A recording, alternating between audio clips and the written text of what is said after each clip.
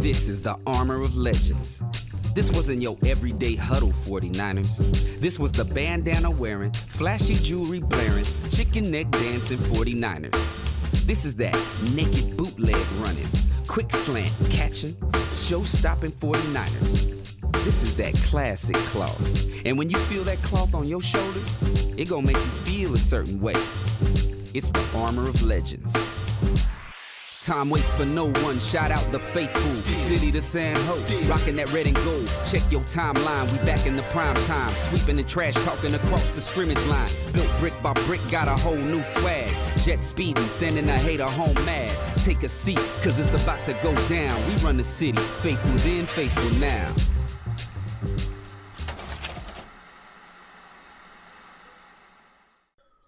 Welcome back to the Beta LA podcast. I'm going to keep this episode brief because I understand people are short on free time. And if you're listening to this, it's probably because you just want to hear about the specific topic I got on the title bar there. So besides, podcasts and YouTube videos are kind of becoming like porn. Short and sweet, straight to the point. No one's ever watched an hour-long porn in their life, and they're not going to start now. So I think podcasts are kind of going along the same avenue there. Anyways, longer episodes aren't gone forever, though, because I will have some here and there, especially coming up soon.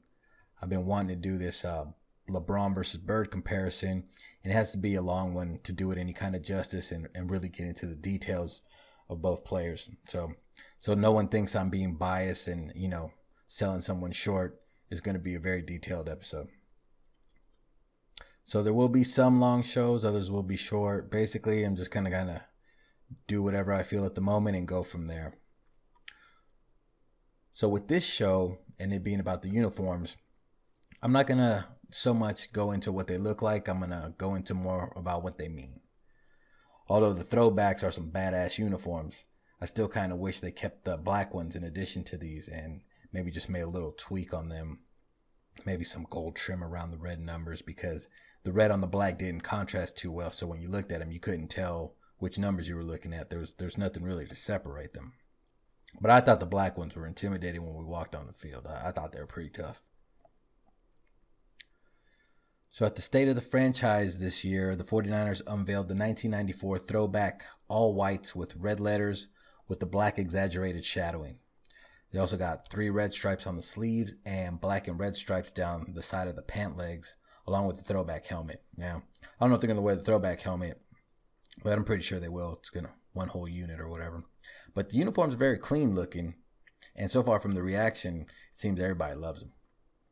But like I said, this shows to tell you more about what they mean and why the 49ers chose to unveil them now and why it's a great sign for them and for us. So although the fans have been asking for these to be brought back for some time now, the 49ers never really did. Now, I don't know if they didn't bring them because they weren't paying attention or they were just ignoring the fans, but either way, it would have been a bad idea if they did. It would have looked like some cheap money grab to drudge up nostalgia while putting a shit product out on the field.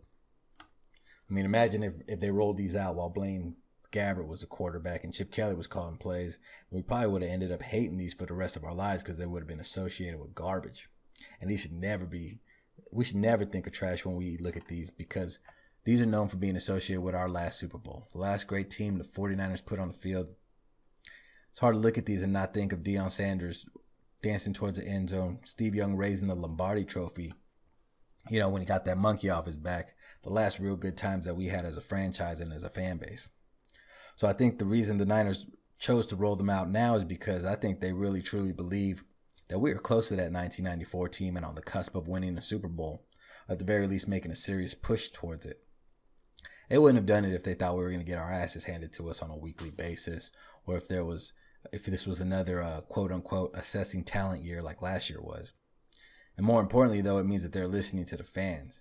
I think I saw a tweet from John Lynch saying that it was Kyle's idea or something like that. Now, I don't know if that's true, but if it is, that's pretty huge because, Kyle grew up around the 49ers when his dad was the offensive coordinator during that 94 season. So I don't think it's an accident that they're choosing to bring back those now that we have Jimmy G and a young, hungry squad.